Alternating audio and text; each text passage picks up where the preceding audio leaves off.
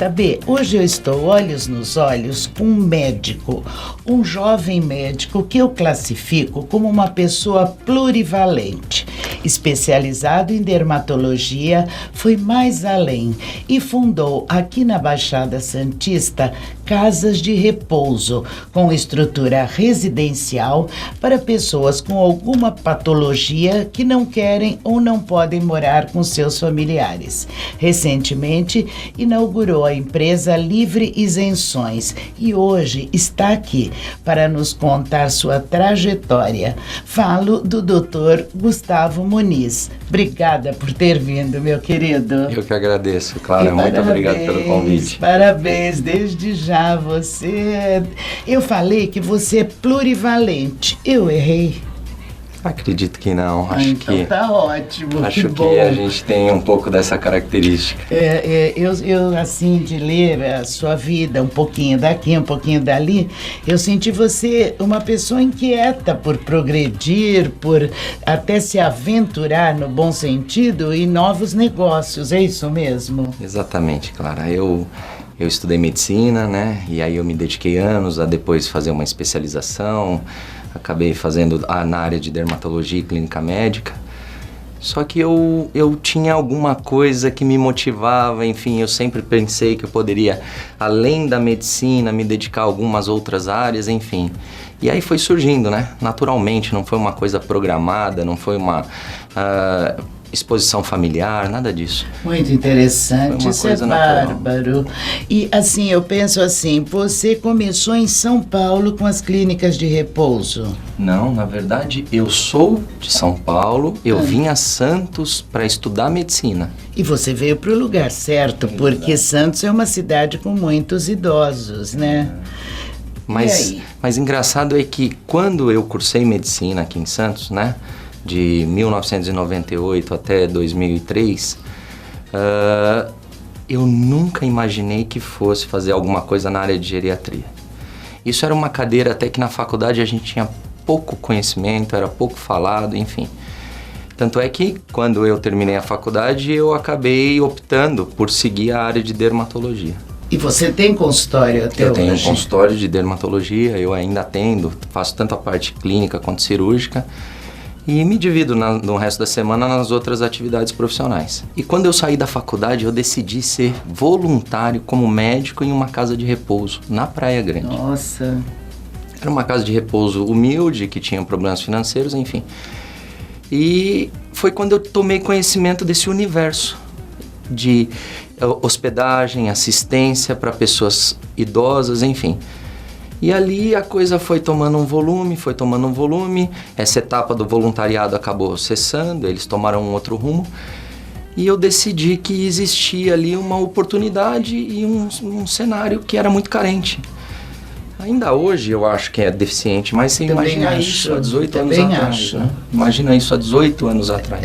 Eu, inclusive por isso que eu fiz, que é uma das razões pelas quais eu fiz questão de conversar com você aqui no programa, porque eu percebo também uma coisa assim, um pouco de preconceito contra isso. Na hora que um médico diz, é melhor você botar o seu pai, seu marido, seu irmão, seja quem for, numa casa, numa residência de idosos, a pessoa se assusta um pouco. Exatamente. E pelo que eu sei, por exemplo, a sua e outras também devem haver, a sua é a Clínica América Residencial. Exatamente. Então, pelo que eu pesquisei também, é uma estrutura perfeita residencial. O que vocês têm? Você tem 2 clínicas aqui em Santos e uma na Praia Grande, perfeito? Exatamente. O que vocês oferecem, ou para o idoso, ou para alguém que tem alguma patologia? Porque as duas coisas são previstas, exatamente, não é? Claro, exatamente. Na verdade, a essência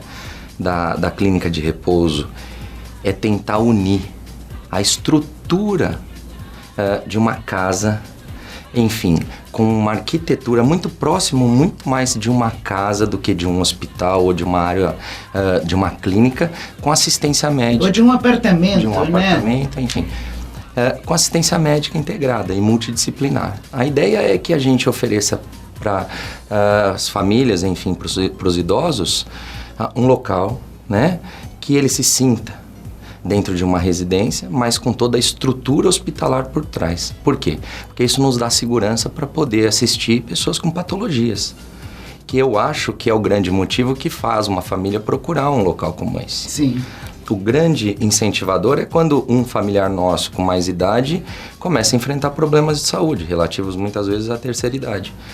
E isso às vezes é de difícil solução dentro do nosso ambiente domiciliar. Não por falta de vontade, nem muitas vezes por falta de questões financeiras, é porque você não tem como trazer esse universo todo. Porque vocês têm nutricionistas, médicos em primeiro lugar. Exatamente. Nutricionistas, que mais? Nós temos enfermagem 24 horas, né? Nós temos uma equipe de enfermagem que fica 24 horas.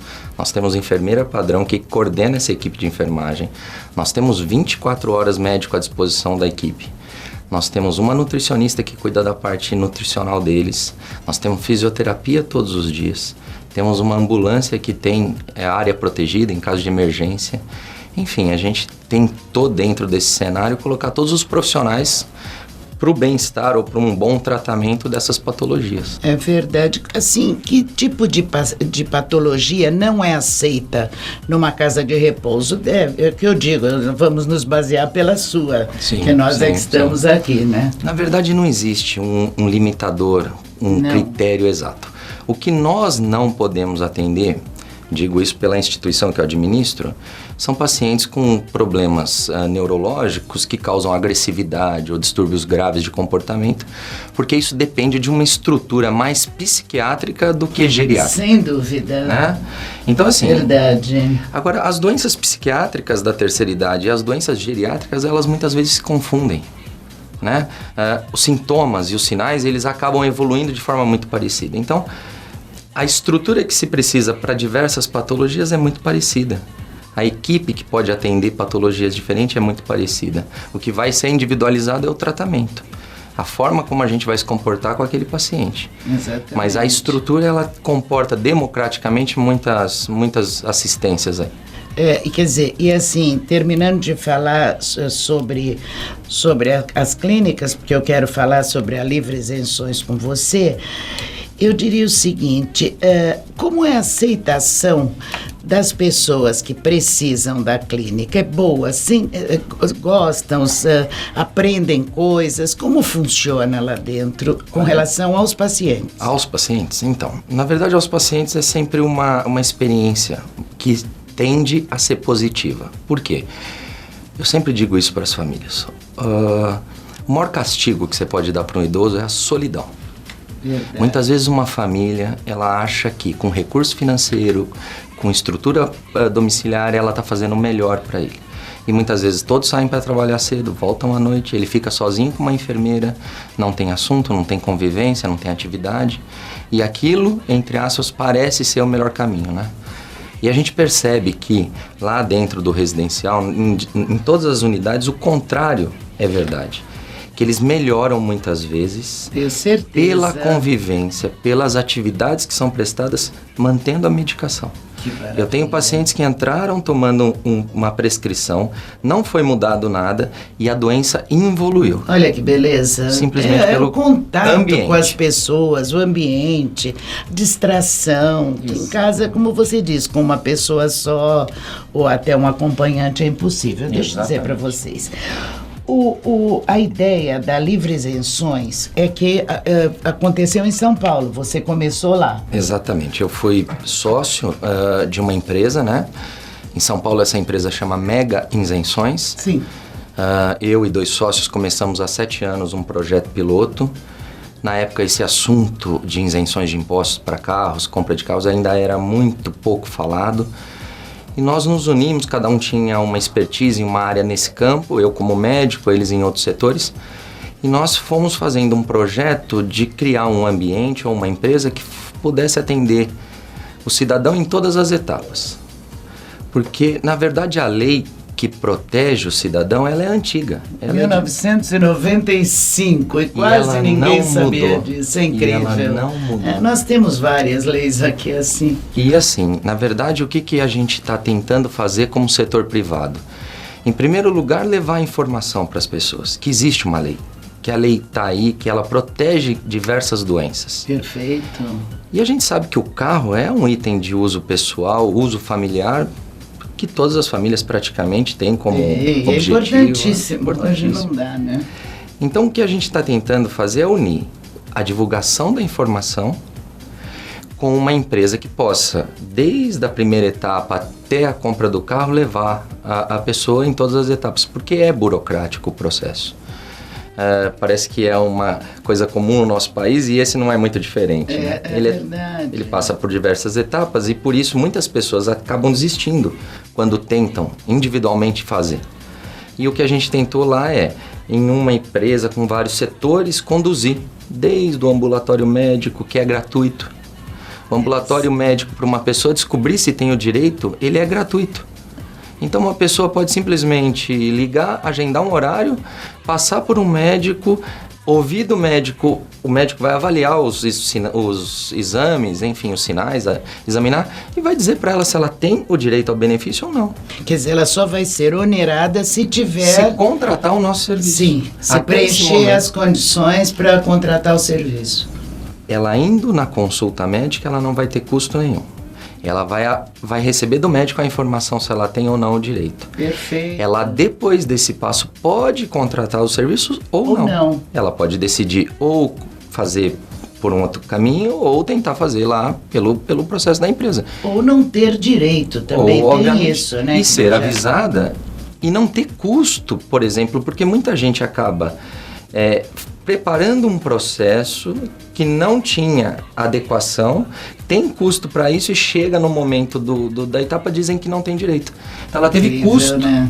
Então a gente está tentando evitar que ela também tenha um custo desnecessário. Nossa, fantástico. E as parcerias? Porque eu soube também que você está com parcerias com várias concessionárias. Exatamente.